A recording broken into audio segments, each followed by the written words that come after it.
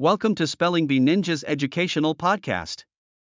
We're excited to have you here, learning with us.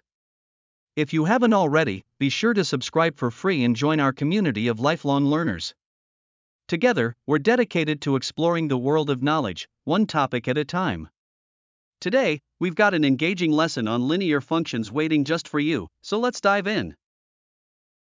Today, we are going to unlock the fascinating world of linear functions and understand how they describe constant change. Imagine you are driving down a straight road. For every mile you drive, you're traveling at a constant speed. This is a perfect representation of a linear function, one where one quantity changes at a constant rate relative to another. Linear functions play a crucial role in many fields including science, economics, and even our everyday lives. Let's start by defining what a linear function is. A linear function is a type of function that creates a graph in the shape of a straight line. The mathematical representation of a linear function is typically written as f(x) equals mx plus b.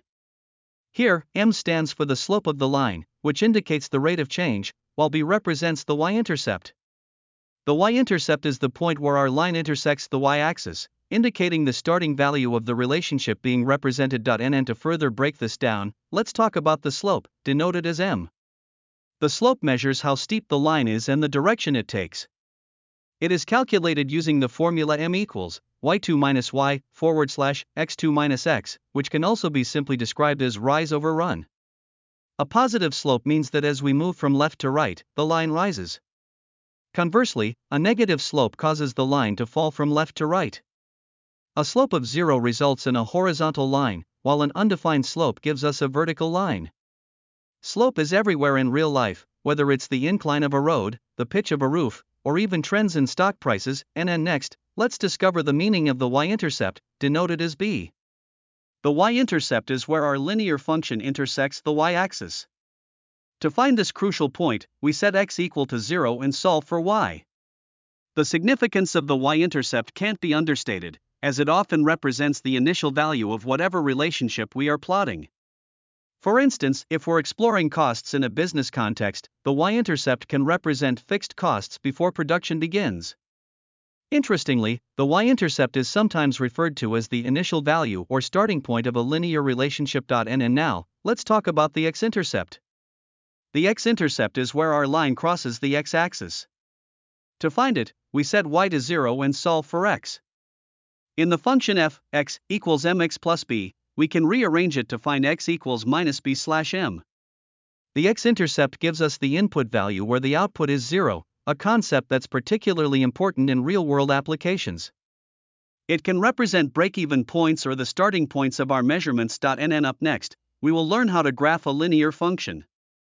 To successfully graph a linear function like f(x) equals mx plus b, follow these steps. N1, begin by plotting the y-intercept, which is the point 0, b, on the y-axis. N2, utilize the slope m to find an additional point. From the y-intercept, move up or down according to the rise of the slope, and right according to the run. N3, finally, draw a straight line through both points. For example, if we have f(x) equals 2x plus 1, we plot 0, 1, then we move up 2 and right 1 to reach the point 1, 3. Connecting these points gives us our linear graph. This graphing method using slope and y-intercept is widely known as the slope-intercept method and is one of the most common practices in mathematics. Additionally, we have the standard form of a linear equation, represented as x plus by equals c. In this format, a, b, and c are integers, commonly with a being a positive number. A typical example would be 2x plus 3y equals 6. This format is beneficial as it allows us to identify intercepts quickly. For the x-intercept, we set y equal to 0, while for the y-intercept, we set x to 0 and solve accordingly. The standard form is not only useful for handling equations but also comes in handy while working with systems of equations with no fractions. On top of that, there is the point-slope form of a linear equation, expressed as y minus y equals m, x minus x. In this case, m stands for the slope, and x, y, is a known point on the line. This form is especially handy when we know the slope and a single point on the line, allowing us to write the equation quickly. A zero slope indicates a horizontal line, meaning there is no change in y as x changes, while an undefined slope represents a vertical line, where no change in x occurs as y changes. It's interesting to note that vertical lines are not considered functions because they do not meet the vertical line test, which states that every x value must correspond to one y value. And now, how do we see linear functions in our daily lives? Linear functions are at play in countless real-world scenarios. For instance, in economics, they can illustrate the relationship between supply and demand or model costs. In physics, they illustrate motion at constant speed. In construction, they help calculate ramps and roof slopes, while in finance, they can represent simple interest or straight-line depreciation.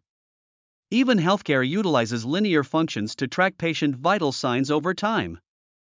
This versatility highlights how important linear functions truly are, making them fundamental concepts to grasp in mathematics. And finally, why are linear functions considered the bedrock of mathematics? Their simplicity makes them the quintessential functions, acting as the building blocks for more complex mathematical concepts. They lay the groundwork for understanding quadratic, exponential, polynomial functions, and beyond. They also feature prominently in calculus, where derivatives and tangent lines rely on linear functions.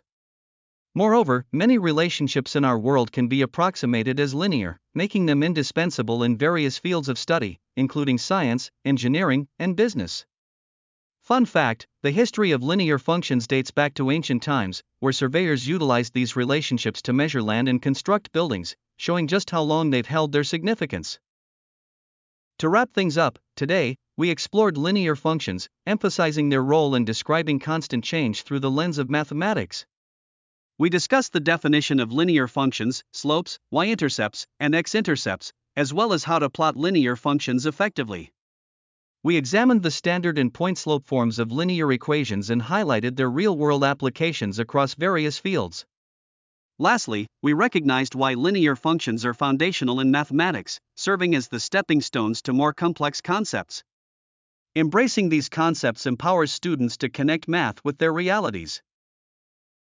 Thank you for joining us today on this journey through linear functions. Your curiosity and determination to learn make the world a brighter place.